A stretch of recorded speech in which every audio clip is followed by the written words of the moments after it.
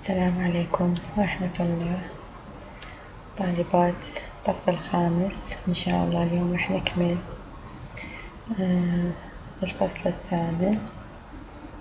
اليوم عندنا موضوع الصوت. إذا ما أخذنا سابقا إنه الصوت اللي هو عبارة عن طاقة أو هو شكل من أشكال الطاقة، وهسه عرفنا إنه هو عبارة عن موجة اللي هي الموجات الصوتية. وأخذنا بالدرس الفات إنه إحنا عندنا نوعين من الموجات اللي هي الطولية والمستعرضة.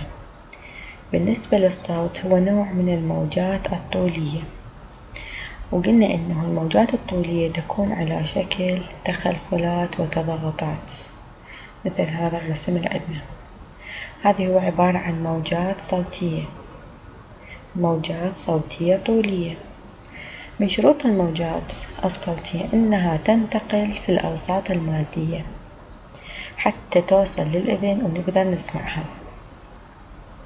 فلتوليد الصوت يتطلب وجود مصدر مهتز في وسط مادي. يعني أول شي مصدر مهتز، بعدين لازم أكو وسط مادي. الوسط المادي أما أن يكون غازا أو سائلا أو جسما صلبا، كل هذه الأوساط المادية ممكن أن ينتقل الضوء، ولكن لا ينتقل الضوء في الفراغ. والدليل العفو الصوت، الدليل على أنه الصوت لا ينتقل في الفراغ هو إذا تعرفون إنه أكو انفجارات تصير بالشمس. إحنا اللي يوصلنا من الشمس شنو؟ فقط الضوء أو الموجات الضوئية الكهرومغناطيسية، لكن أصوات هذه الانفجارات ما توصلنا. والسبب شنو؟ إنه الصوت لا ينتقل في الفراغ اللي موجود بين الشمس والأرض، ولهذا يحتاج إلى وسط مادي يلا يقدر ينتقل. بالنسبة للترددات الصوتية المسموعة اللي نقدر نسمعها أو الأذن البشرية تسمعها هي من 20 إلى 20,000 هرتز. هذه الرينج أو هذا المدى هو اللي احنا نقدر نسمعه. إذا كان أنصى منه أو أعلى منه ما راح نقدر نسمعه. ولكن أكو بعض الكائنات تقدر تسمع اهتزازات أو ترددات تكون أوطأ من هذه أو أعلى من عدها، مثل الكلاب إذا تعرفون هاي المعلومة. بالنسبة للموجات الصوتية المسموعة اللي هي تكون بين 20 و20,000، هذه شلون تتولد؟ هذه تتولد عن طريق اهتزاز غشاء مولدة الصوت اللي هي اللاود سبيكر. هذه اللاود سبيكر إذا شايفيها اللي هي السماعات اللي بيها شنو؟ عبارة عن غشاء نتيجة تحول الجهد الكهربائي المتغير إلى ذبذبة صوتية. هنا عندي تحول من طاقة أشكال بالطاقة، الطاقة الكهربائية هنا تتحول إلى ذبذبة يعني ميكانيكية، تتحول إلى موجات صوتية. اللي دا يصير شنو؟ إنه دا يصير تغير في ضغط الهواء المجاور للغشاء. يا غشاء، الغشاء الموجود باللاود سبيكر أو السماعة. فاش راح يصير لما يصير عندي اختلاف بالضغط؟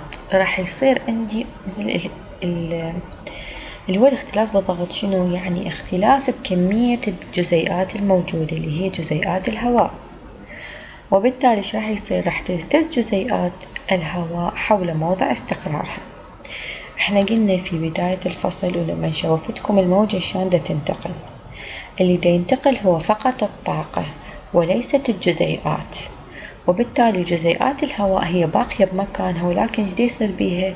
دا تهتز حول موضع استقرارها، وبالتالي لما تهتز راح تنتقل الطاقة مالتها للجزيئة القريبة من عندها، وهكذا إلى أن تنتقل الطاقة عبر جزيئات الهواء، وبالتالي كل جزيئة راح تكتسب قوة نتيجة لتغير الضغط، ويكون اتجاه القوى دائما بعيدا عن مناطق التضاغط. يعني أنا لما دا أرسل صوت هنا راح يصير عندي تضاغط، فشي يصير بالجزيئات تريد تقلل هذا التضاغط، وين تنتقل؟ تنتقل بعيدا عن مناطق التضاغط، تروح إلى مناطق شو نسميها؟ مناطق التخلخل. وبالتالي راح تتحرك الجزيئات يمينا ويسارا حسب وين موجود منطقة التخلخل، هي تتجه باتجاه. وهكذا راح يتكون عندي أو راح ينطلق الصوت. يعتمد الصوت على طبيعة الوسط الذي ينتقل فيه. ليش؟ لأنه اللي دا يصير هو شنو؟ هو دا يصير حركة الجزيئات. فمعناها أنا على شنو دا أعتمد؟ هنا مثلا عندي جزيئات الهواء، احتمال الصوت راح ينتقل وين؟ بالسوائل أو بالمواد الصلبة، وبالتالي راح تختلف كمية الصوت أو انتقاله حسب الوسط الذي ينتقل فيه. فيقول انطلاقه في الجوامد أكبر من انطلاقه في السوائل، وانطلاقه في السوائل أكبر من انطلاقه في الغازات. ومشوفنا بهذا الجدول اللي هو جدول رقم 1. لاحظوا انطلاق الصوت في هذه الأوساط المختلفة. لو نجي للغازات مثلا، لاحظوا الهيدروجين والأكسجين باع الفرق ايش قد كبير. لو نجي للماء أيضا باع هو وياي كل السوائل، بس أيضا دا يختلف انطلاق الصوت بيها. وهذه جوامد أو مواد صلبة. لاحظوا كمية أو سرعة الصوت. مثلا لو نجي للألماس ايش قد سرعة الصوت؟ 12,000 متر على ثانية. 12,000 متر على ثانية. لاحظوا بالأكسجين اللي هو غاز 317 متر على ثانية. لاحظوا السرعة ايش قد اكو فرق بين المواد الصلبة والغازات. وهنا أنا أسألكم سؤال، ليش سرعة الصوت بالمواد الصلبة أكبر من السوائل وهي بنفس الوقت هي أكبر من الغازات؟ شنو السبب؟ انتظر من عندكم جواب. لاحظوا يقول يعتمد انطلاق الصوت في الأجسام الصلبة على مرونة الوسط وكثافته. شنو يعني مرونة الوسط وكثافته؟ كثافة الوسط يعني كمية الجزيئات الموجودة بهذه المادة. كل ما زادت كمية الجزيئات راح شي يصير؟ راح يصير انطلاق الصوت أسهل، لأنه أكو هواي جزيئات هسه محملة بالطاقة الصوتية فراح تنقلها. في حين بالهواء الكثافة مالته قليلة، وبالتالي راح يصير انطلاق الصوت بالهواء أقل. ليش؟ لأن الجزيئات مالته متواعدة، فالتردد هنا ايش راح يصير؟ الذبذبات راح تكون قليلة، لأنه الجزيئة راح تكون بعيدة عن الجزيئة الأخرى، وبالتالي بصعوبة راح تنقل لها الطاقة الصوتية، فراح يقل سرعة الصوت في الهواء. فهنا كل نوع من أنواع المادة راح يعتمد سرعة الصوت حسب نوع المادة. فبالأجسام الصلبة ده يعتمد على المرونة والكثافة. فانطلاق الصوت يقول في درجة 0 والواحد ATM. في الألمنيوم مثلا هي 5100 متر على الثانية، بينما في نفس درجة الحرارة لاحظوا انطلاق الصوت في الهواء ايش قد؟ 331. لاحظوا الفرق ايش قد كبير. ليش؟ بسبب الكثافة، كثافة المادة. أكيد الألمنيوم كثافته أكبر من الهواء. وعلى هذا الأساس يمكن صياغة قانون. هذا القانون اللي أحسب بيه انطلاق الصوت V sub S اللي هو الساوند، وهنا ال V هي الفيلوسيتي. فسرعة الصوت هنا هذا القانون المن يشمل المواد الصلبة. طبعا بصعوبة أكتب لأنه ما عندي قلم. هذه المواد الصلبة، هذا القانون يخص المواد الصلبة. ليش؟ لأن قلنا انطلاق الصوت يعتمد على المرونة اللي هي الواي معامل يونغ إذا تذكرون ماخذيه بصف الرابع، وعلى الرو اللي هي الكثافة. فالVS تساوي تحت الجذر واي على رو. الواي هو معامل يونغ والرو هي كثافة الوسط. وعندنا مثال رقم 4 هو تطبيق مباشر للقانون. هنا عندكم جذور، يعني أنا ما أريد منكم بس تحفظوا لي القانون. في حال جتي أرقام أنتوا راح تعرفون تطبقوها، راح تكون أرقام أسهل من هذه الأرقام أكيد، لأن هاي بصعوبة راح تطلعوها من الجذر. المطلوب من عندكم فقط تحفظوا لي قانون سرعة الصوت في المواد الصلبة.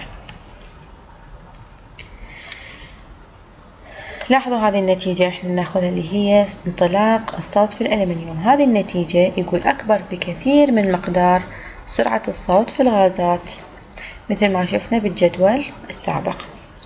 ليش؟ لأن جزيئات المواد الصلبة مرتبطة ببعضها بطريقة أكثر تماسك، فتكون الاستجابة للاضطراب أكثر سرعة. طبعا هذا هو جواب السؤال اللي أنا سألت لكم إياه. هذا التعليل هنا اللي هو يقول تكون سرعة الصوت في المواد الصلبة أكبر بكثير منها في الغازات. شنو السبب؟ هذا هو الجواب، هذا هو جواب لحد هنا، جواب التعليل. ليش؟ لأنه جزيئات المواد الصلبة مرتبطة بها بطريقة أكثر تماسك. يعني إحنا من نقول هي مادة صلبة يعني متماسكة جزيئاتها أكبر، فالاستجابة للاضطراب تكون أسرع. هسه نجي على انطلاق الصوت في الغازات. على شنو يعتمد؟ هناك كان يعتمد على معامل يونغ وعلى الكثافة. الغازات ما عندها مرونة. شنو عندها؟ يعتمد على نوع الغاز ودرجة حرارته. فعند ارتفاع درجة الحرارة ايش راح يصير؟ راح يزداد انطلاق الصوت. تلاحظوا بمقدار شقد هاي كل ما ترتفع درجة سيليزية واحدة راح ترتفع أو راح تزداد سرعة الصوت في الهواء 6/10 متر على الثانية. كل ما ترتفع درجة الحرارة، يعني إذا ارتفعت درجتين سيليزية راح نضرب 6/10 في 2، فكل درجة سيليزية ترتفع أو تزداد سرعة الصوت في الهواء بمقدار 6/10. هذه حفظ، الكمية هذه حفظ. وبالتالي صار عندي قانون. هذا القانون وين أستخدمه؟ للهواء.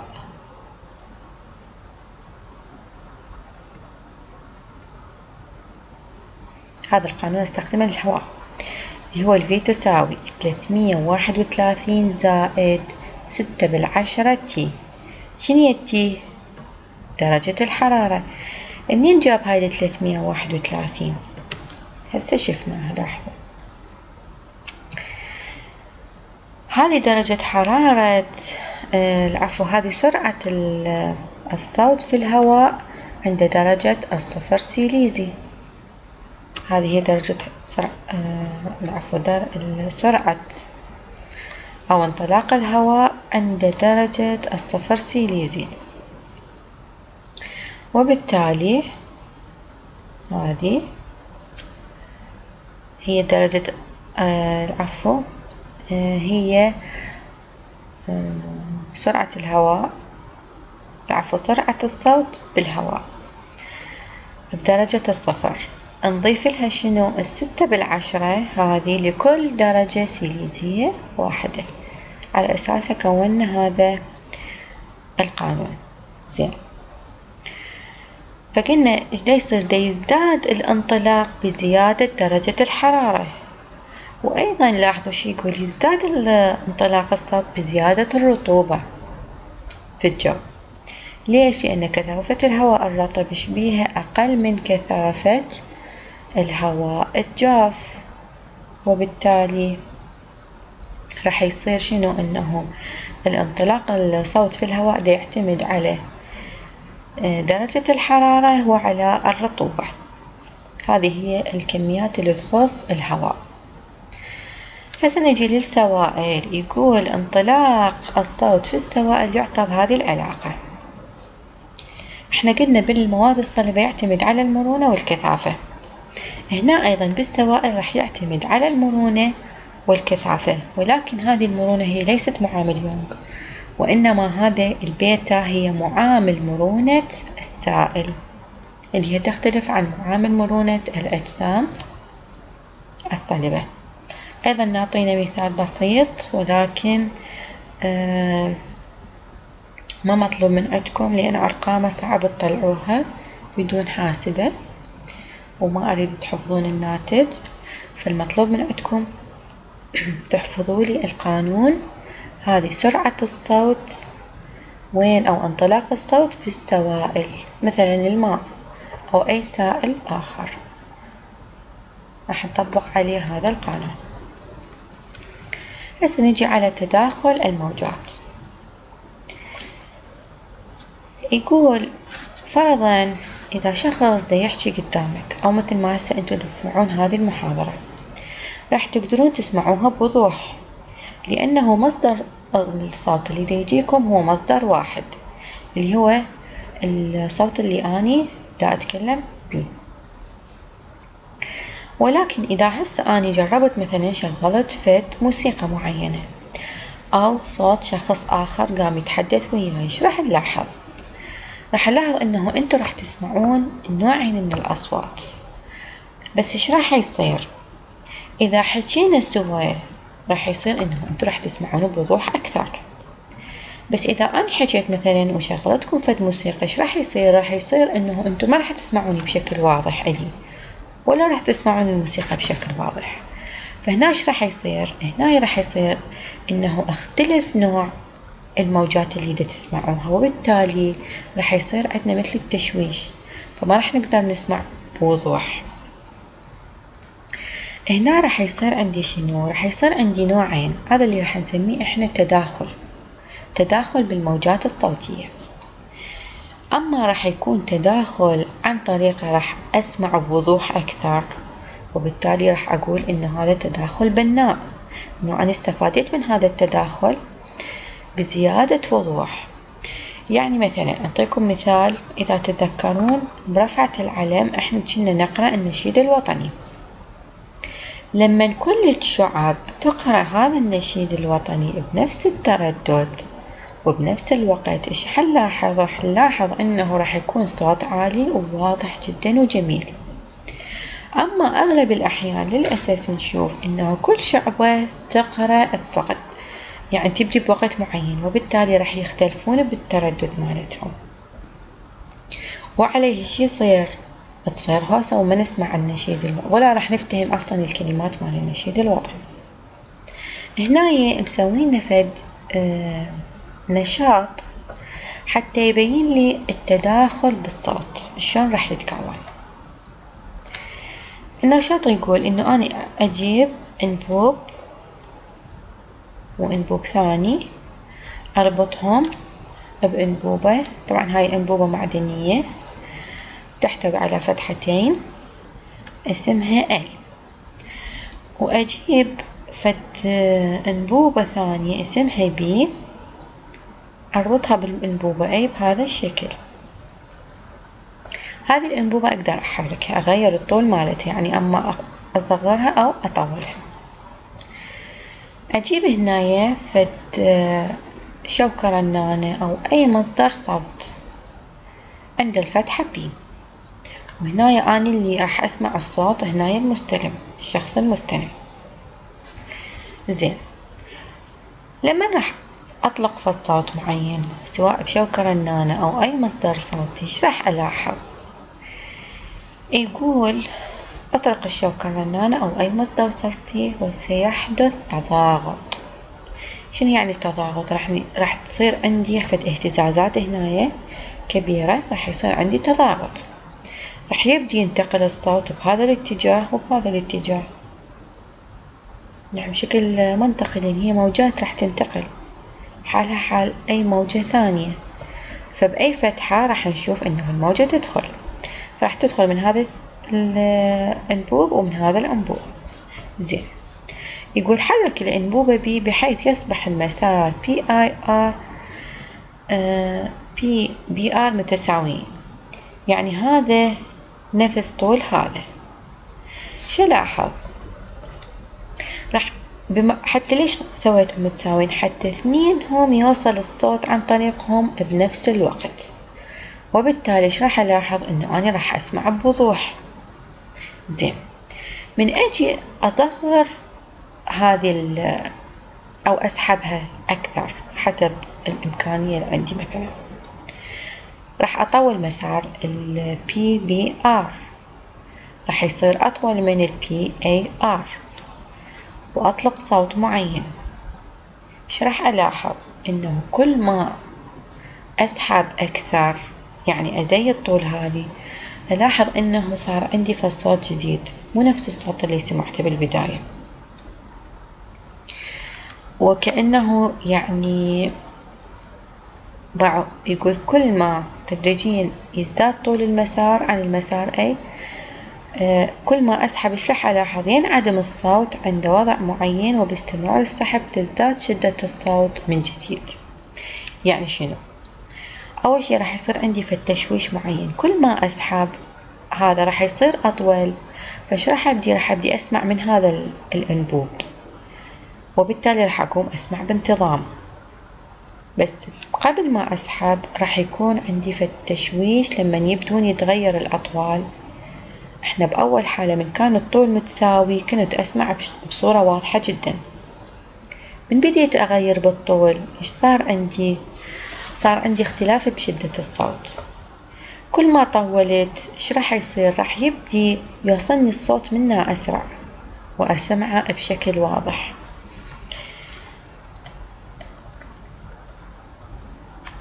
فيقول عندما يتساوى المسارين فإن الموجة تصل من المسارين من بعد ويكونان متفقين في الطور.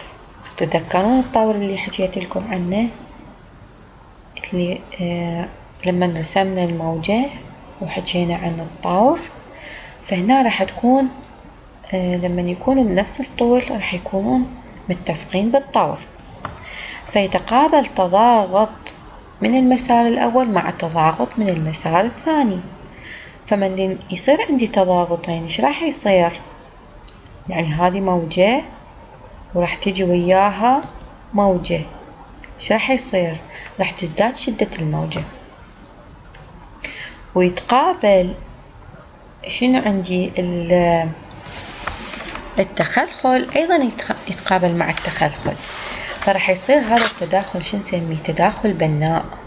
يعني ما دا يخرب لي شكل الموجة، دا يتداخل وياها نفس شكلها، التضاغط ويا التضاغط والتخلخل ويا التخلخل، فسميناه تداخل بناء. أما لما غيرنا أطوال الموجات ايش لاحظنا؟ لاحظنا راح يصير عندي فرق وين؟ بالطول الموجي، عند تداخل التضاغط مع التخلخل، وبالتالي ايش راح يحدث؟ راح يحدث تداخل إتلافي اللي هو سبب لنا تشوه بالصوت، وأدى هنا إلى خفوت بالصوت إذ تزود طاقة الموج الناتجة. راح تبدي تزول الموجة. ليش صار عندي خفوت؟ بسبب إنه شنو؟ كل موجة تلغي الثانية، بسبب إنه الموجات ما تتقابل بهذا الشكل، تتقابل شلون؟ هسه مو هذا عندنا نسميه احنا هنا أعظم ارتفاع، هيك دا يصير هيك، وبالتالي كل موجة تلغي الثانية إلى أن يصير عندي خفوت بالصوت. هذا النوع من التداخل نسميه التداخل الهدام أو الإتلافي. الاستنتاج من هذا النشاط شنو هو؟ عملية التقاء مجموعة من الموجات من نوع واحد في وقت واحد يدعى تداخل الموجات. زين. وللحصول على نمط تداخل واضح ومستمر لابد من أن يكون للموجات المتداخلة السعة نفسها والتردد نفسه. فأنا شو وقت أحصل على نمط تداخل واضح ومستمر؟ لما يكون عندي نفس السعة ونفس التردد. هسه يجي يفصل لكم نوع التداخل بصورة أوضح. نجي على أول نوع اللي هو التداخل البناء. شو وقت يحدث هذا التداخل؟ عندما تتداخل الموجات مع بعضها يحدث تقوية. لما تحدث تقوية معناه هذا تداخل بناء. فالموجة الناتجة راح تكون أقوى من الموجة أو الموجات الاثنين. لاحظوا هسه عندي هنا موجة اسمها A، وهذه موجة ثانية الأي العفو هنا السعة. شوفوا السعة مالتها شقد؟ نفس السعة، متساوية بالسعة ومتساوية بالطول الموجي. هذا الطول الموجي مالتها. لما هذول اثنينهم يتداخلون الأي ويا الأي شي يصيرون؟ 2A. السعة راح تكون ضعف. لاحظوا يعني وكأنه جمعت هاي السعة مع هاي السعة راح تصير بهذا الشكل. وأيضا هنا هيجي. هذه هي الموجة الناتجة. فاللي يقول راح تصير تقوية في الموجة الناتجة يسمى تداخل بناء عند التقاء قمة موجة مع قمة موجة وقعر موجة مع قعر موجة أخرى. كل ما يلتقون نفس الشكل، نفس السعة ونفس التردد، راح يحدث هذا التداخل اللي هو نسميه تداخل بناء. لاحظوا رسم لكم هاي. إذا احنا عندنا سماعتين وديطوني من نفس المصدر راح أشوف إنه هوني راح أقدر أسمع بوضوح أكثر، لأنه جايين بنفس السعة وبنفس التردد ونفس الطول الموجي.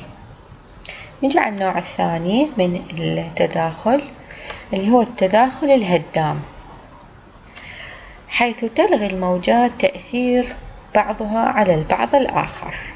شلون؟ شوفوا أنا عندي هاي الموجة اللي اسمها A بعض، هذا الطور مالتها يبدي منه وينزل ويصعد.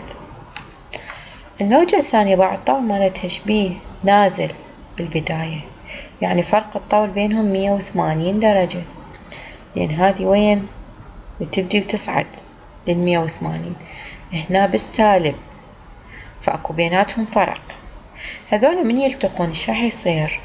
لاحظوا شكل الموجة الناتجة شلونه، وحدة تلغي الثانية، هذا القمة تلغي هذا القعر وهكذا. فنلاحظ انه راح يعني يصير خفوت وكأنه الصوت ينصح. وضوح الصوت ايضا يختفي بسبب انه كل موجة تلغي الموجة او تلغي تأثير الموجة الثانية. هذا هو التداخل الهدام او الاتلافي، نسميه الاتلافي. نجي على موضوع اخر بالفصل هذا، موضوع جدا جميل اسمه الرنين. شنو يعني الرنين؟ هذا هو شرط الرنين. صح.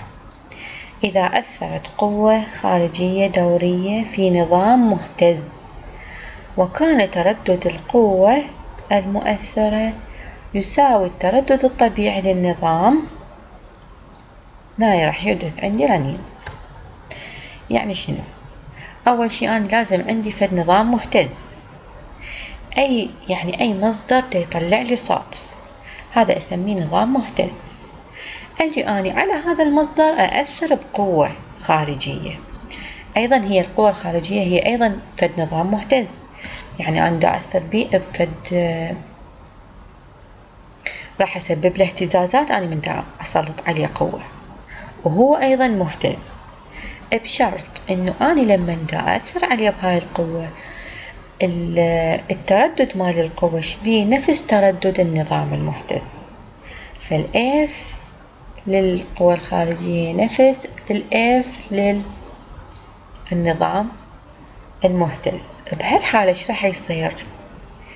بما أنه نفس التردد راح تزداد السعة وكأنه أنا سويت تداخل بناء. أنا سويته شلون؟ ضفت تردد جديد نفس تردد الجسم المهتز، فبما أنه يصيرون نفس التردد والسعة ايش راح يصير باعوا؟ راح تزداد السعة نسبيا، فيقال عندئذ بأن هذه القوة هي في حالة رنين مع النظام. والتردد هنا ايش راح نسميه؟ التردد نسميه تردد رنيني. والنظام عندئذ يمتلك أقصى طاقة. لاحظوا سعة الاهتزاز مالته عالية جدا. ليش؟ لأن أنا سلطت عليه بنفس السعة مالته، وبالتالي سويت تداخل بناء زيد عنده سعة الجسم، وبالتالي زادت طاقة هذا الجسم. ليش؟ لأن أنا من دا أنطي قوة دا أنطي اهتزازات، يعني معناها طاقة حركية، فزادت طاقة الجسم. هاي الحالة وين نلاحظها؟ يقول يمكن ملاحظتها تزداد سعة اهتزاز الأرجوحة عندما يقوم الشخص الواقف خلفها بدفعها بقوة باتجاه حركتها عند كل ذبذبة وبالتردد نفسه. يعني أنا إذا واقفة ورا هاي الأرجوحة وأجي أهزها، أنا بشرط أنه ما أهزها أقوى، أبقى أهزها بنفس القوة، يعني بس أنطيها قوة بنفس القوة اللي اعطيتها. لاحظ أنه هي أصلا تبدي تزيد سرعتها، مع العلم أنا ما زيدت القوة مالتي، بقيتها بنفس القوة. ليش؟ لأن دا أنطيها بنفس الاهتزاز مالتها قوة، راح يعني وكأنه تتضاعف سعة الاهتزاز، فراح أشوف أنه الأرجوحة تبدي تزداد حركتها أكثر، أو الذبذبات مالتها. نقول فكر عندكم هذا السؤال حلو. لماذا أو لا يسمح لمجموعة من الجنود السير على جسر بانتظام؟ شنو السبب؟ دائما إذا شايفين الاستعراضات مال الجنود، أنه شايفين الحركة مالتهم هاي اليسيم حركة الأرجل مالتهم منتظمة جدا، وكلهم بنفس الحركة يمشون بنفس اللحظة، مثلا يدوسون على القاع وبنفس اللحظة يشيلون رجليهم، فحركتهم هذه إلها تذبذب أو تردد معين. فيقولوا لهم أنتم من تمشون عادي امشوا بهذا التردد، إلى أن توصلون الجسر لازم تمشون بحركة غير منتظمة، ما تبقون تمشون بانتظام. ليش؟ يخافون من شنو؟ لأنه إذا مشوا هذول الجنود بهذا التردد اللي عندهم على الجسر، إيش راح يصير؟ هذا التردد راح ينقلوه الوين؟ للجزيئات مال الذرات والمكونات اللي متكون من عندها الجسر، اللي هاي المادة أو الكونكريت. راح تنقل احنا قلنا إنه الصوت ينتقل بالأجسام الصلبة وبصورة أكبر أصلا من الأجسام أو المواد السائلة أو الغازية، فراح تنتقل هذه الذبذبات مال الأرجل مالتهم وين؟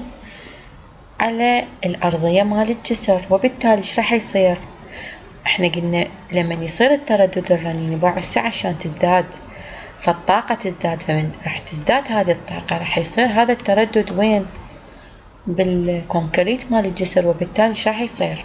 تخيلوا انتم راح نزيد السعة مالته، راح تزداد حركة الجزيئات المواد الصلبة، وبالتالي راح يصير انه الجسر راح يتفكك، راح يسقط الجسر، ما يتحمل هيجي طاقة اهتزاز عالية. فاحنا حتى نتجنب نوصل للتردد الرنيني للجسر نقولهم امشوا بدون انتظام على الجسر. الدرس الجاي إن شاء الله نكمل وياكم الضربات حتى تفهمون هذا الموضوع بالأول، وننتقل إلى الموضوع الأخير من الفصل إن شاء الله. أتمنى تسمعون المحاضرة بشكل واضح، وأي سؤال أو فد نقطة ما مفهومة تطرحون أسئلتكم بالجروب. وشكرا لأصدقائكم، والسلام عليكم ورحمة الله.